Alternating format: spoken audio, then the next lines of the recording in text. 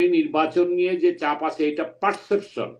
দেখেন, সরকার কিন্তু বলছে কম সংস্কার চাইলে এই বছরের ডিসেম্বরে নির্বাচন, আর প্রত্যাশিত সংস্কার যদি চায় সকল দল, তাহলে 26 জুনের মধ্যে নির্বাচন।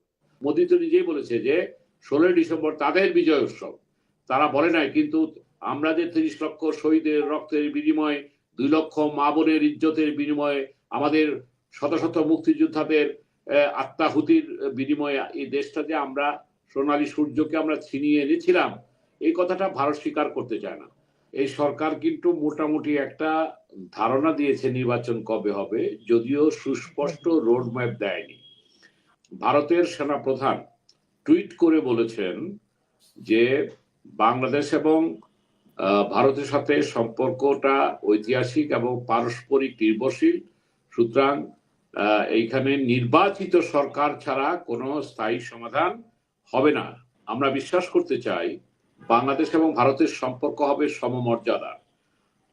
একটা কথা আছে যে আমরা সব বদলাতে পারি, কিন্তু প্রতিবেশীকে কখনো বদলানো যায় না। কিন্তু বাংলাদেশের ইতিহাসের মোড়ে মোড়ে যে ইতিহাসটা আছে, 71-এর মুক্তিযুদ্ধের ইতিহাস যদি বলি, তারপর 75-এর বিয়োগন্ত ঘটনার পর 3রা নভেম্বরের যে ষড়যন্ত্র হয়েছিল, আধিপত্যবাদ বিরোধী শক্তি সেটা রুখে দিয়েছিল 7ই নভেম্বরের মধ্য দিয়ে। সবকিছু মিলে পরিস্থিতি খুব একটা ভালো না। আপনি কি মনে করেন এই মুহূর্তে সরকার দ্রুত একটি নির্বাচন দিয়ে চলে যাওয়াটাই উত্তম?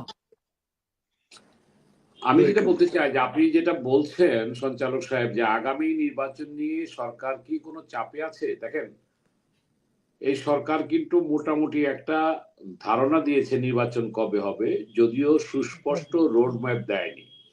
এখানে উল্লেখযোগ্য যে 6টা কমিশন, গুরুত্বপূর্ণ কমিশন সহ প্রায় 10-11টা কমিশন করা হয়েছে, এবং সেগুলির রিপোর্ট, সেই সংস্কার কমিশনের রিপোর্ট এই 30শে জানুয়ারির মধ্যে দেওয়া হবে, এবং আমরা আশা করছি যে ফেব্রুয়ারির মধ্যে জাতীয় ঐক্যমত সৃষ্টির জন্য স্টেক হোল্ডার, ক্রিয়াশীল রাজনৈতিক যে দলগুলো আছে তাদের সাথে আলোচনা করে এটি জাতীয় ঐক্যমত সৃষ্টির প্রয়াস চালানো হবে।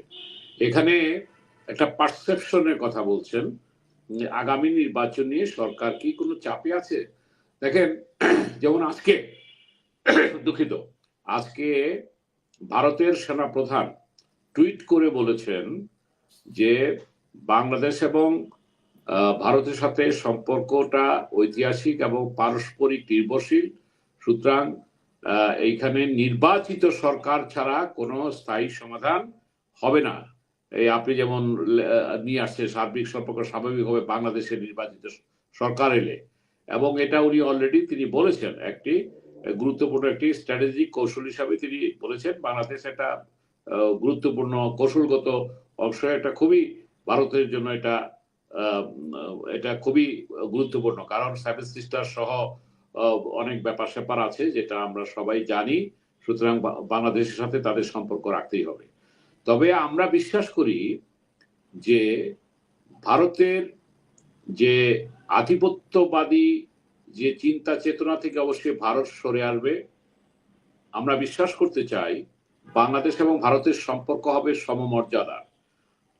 একটা কথা আছে যে আমরা সব বদলাতে পারি, কিন্তু প্রতিবেশীকে কখনো বদলানো যায় না।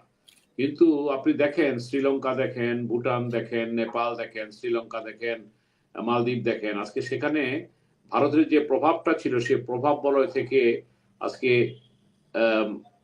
ভারত বিরোধী মনোভাব সরকারগুলো সেখানে কিন্তু আসছে। আমি মনে করি না এখানে ভারত বিরোধী সরকার এখানে আসবে। ভারতের সাথে সুসম্পর্ক অবশ্যই থাকতে হবে, কারণ এদেশে 3টি দল শাসন করেছে, বিএনপি, আওয়ামী লীগ, জাতীয় পার্টি। সুতরাং বিএনপির সময় শহীদ রাষ্ট্রপতি জিয়ার সাথে আমার রাজনীতি করার সুযোগ হয়েছিল। আপনি আমার পরিচয়ের সময় বলেছেন আমি জাতীয়তাবাদী ছাত্র দলের আমি প্রতিষ্ঠাতাদের মধ্যে একজন, এবং প্রথম নির্বাচিত সভাপতি হিসাবে আপনি আমাকে স্মরণ করিয়ে যে পরিচয় দিয়েছেন সেজন্য আপনাকে কৃতজ্ঞতা জানাতে চাই। দেখেন, আপনাকে এটা বলতে চাই যে বাংলাদেশের ইতিহাসের মোড়ে মোড়ে যে ইতিহাসটা আছে, 71-এর মুক্তিযুদ্ধের ইতিহাস যদি বলি, তারপর 75-এর বিয়োগন্ত ঘটনার পর তেসরা নভেম্বরের যে ষড়যন্ত্র হয়েছিল আধিপত্যবাদ বিরোধী শক্তি সেটা রুখে দিয়েছিল 7ই নভেম্বরের মধ্য দিয়ে। সেখানে আমরা আমাদের শহীদ রাষ্ট্রপতি জিয়াকে আমরা আবির্ভূত হতে দেখেছিলাম এবং একটা রাজনৈতিক শূন্যতার মধ্য দিয়ে তিনি বাম ডান থেকে মিলে এবং মুক্তিযোদ্ধা অমুক্তিযোদ্ধা সবাইকে নিয়ে একটি জাতীয় ঐক্যমত্য সৃষ্টির মাধ্যমে উনি বিএনপি সৃষ্টি করেছিলেন। এটা এবং আমার দৃষ্টিতে যে কয়টি সরকারি দেশ শাসন করেছে সেই 7ই নভেম্বরের পর থেকে শহীদ রাষ্ট্রপতি জিয়ার শহীদ হওয়া পর্যন্ত এই সরকারটি ছিল একটি মডেল বাংলাদেশের ইতিহাসে, 54 বছরের ইতিহাসে। তারপরে প্রতিটি সরকারের আলোচনা আছে, সমালোচনা আছে, ত্রুটি আছে, বিচ্যুতি আছে, সীমাবদ্ধতা আছে। বিশেষ করে এই বিগত 15 বছরের যে ফ্যাসিস্ট চিত্রটা আমরা দেখেছি সেটা তো ইতিহাসটা বলতে গেলে সময় লাগবে, যেহেতু এটা আমরা সবাই জানি এই ঘটে যাওয়া শব্দ। এখন দেখেন, আপনি নির্বাচন নিয়ে যে চাপ আছে এটা পারসেপশন। দেখেন, সরকার কিন্তু বলছে কম সংস্কার চাইলে এই বছরের ডিসেম্বরে নির্বাচন, আর প্রত্যাশিত সংস্কার যদি চায় সকল দল তাহলে 26 জুনের মধ্যে নির্বাচন। তো সুতরাং এইখানে তার সুস্পষ্ট করা দরকার আমার সংস্কারে এতটুকু সময় লাগবে, এই করব আমরা। সেখানে 25 ডিসেম্বর হতে পারে, 26 জানুয়ারি, ফেব্রুয়ারি কিংবা মার্চ, এটা আমার ব্যক্তিগত বলছি। এর বাইরে গেলে আমার মনে হয় যে আবহাওয়াগত দিক বলেন কিংবা আমাদের মনস্তাত্ত্বিক দিক বলেন, এটা কিন্তু ভালো হবে না। সুতরাং এটা স্বাভাবিকভাবে এই সময়ের মধ্যে নির্বাচন হবে বলে আমি ব্যক্তিগতভাবে আমি প্রত্যাশা করি। আমার অতীতের অভিজ্ঞতা কিংবা অতীতের যে রাজনৈতিক বিশ্লেষণ থেকে মনে করি এর ভেতরে নির্বাচন হয়ে যাবে। এখন সরকার ভারতীয় সেনা প্রধানের বক্তব্য এটা একটা কূটনৈতিক চাপ, এটা আপনি বলতে পারেন। কিংবা আমি জনাব মিলন আপনার সাথে একটু সংযুক্ত করি। আমরা কিন্তু বিশেষ করে ভারতে কখনো তাদের সামরিক বাহিনী রাজনৈতিক বিষয় নিয়ে আলাপ করেছে এটা অতীতে দেখিনি।